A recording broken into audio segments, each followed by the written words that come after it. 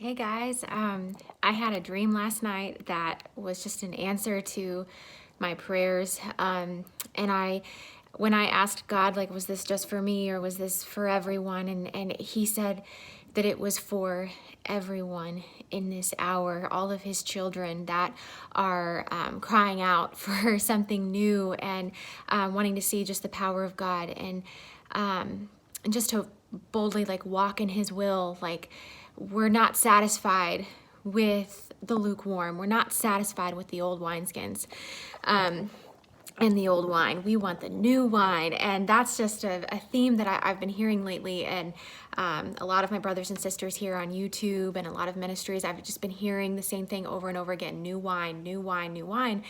And sorry, I'm trying to be a little quick because I'm pressed for time here. But so a question that I woke up this morning with was, why can't you put old wine in a new wine, why can't you put new wine in old wineskins? Like, I just wanted to understand why.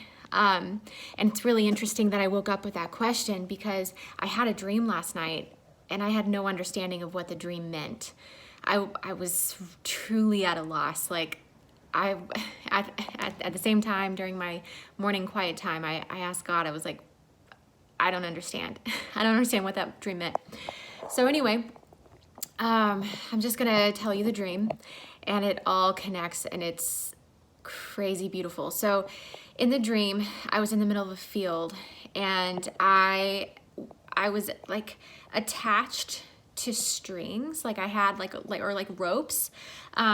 I wasn't being controlled by them. They were just there, and they were connected to me.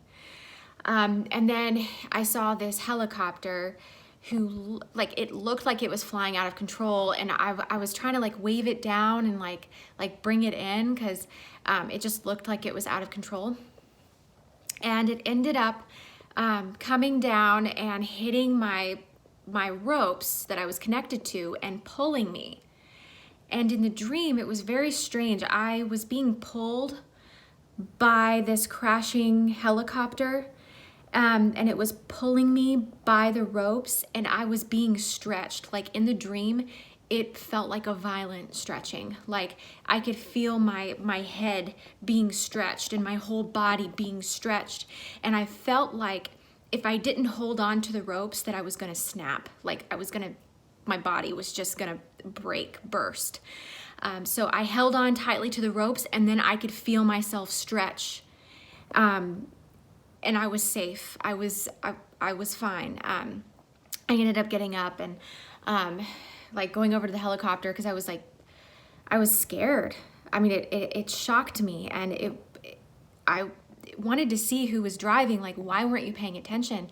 And turns out there were 3 pilots sitting, and the reason why they had crashed was because they had gone up so high that there wasn't enough oxygen to breathe, and they had passed out because they had gone up higher. So woke up, had no idea what that dream meant. All I knew was that it was weird. And then I also woke up with that burning question of, like, why can't you put new wine in old wineskins?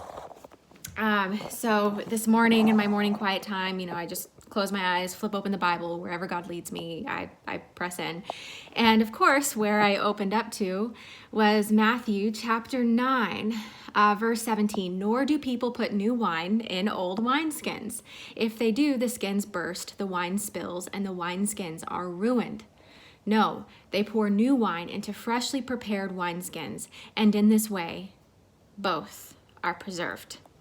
Well, I was like, okay, God, you're confirming that this question that I have, like, you're leading me here to this scripture, but this doesn't exactly tell me, like, why can't you put new wine into old wineskins? Like, why does it burst? Well, I looked it up. I just felt led to look it up. And on jesusfilm.org, there was a blog on new wine and old wineskins, and I'm just going to read it real quick. Because we're unfamiliar with ancient practices, sometimes it's difficult for modern readers to understand Jesus' parables. In Jesus' day, people used animal skins, like goat skin, for storing liquids.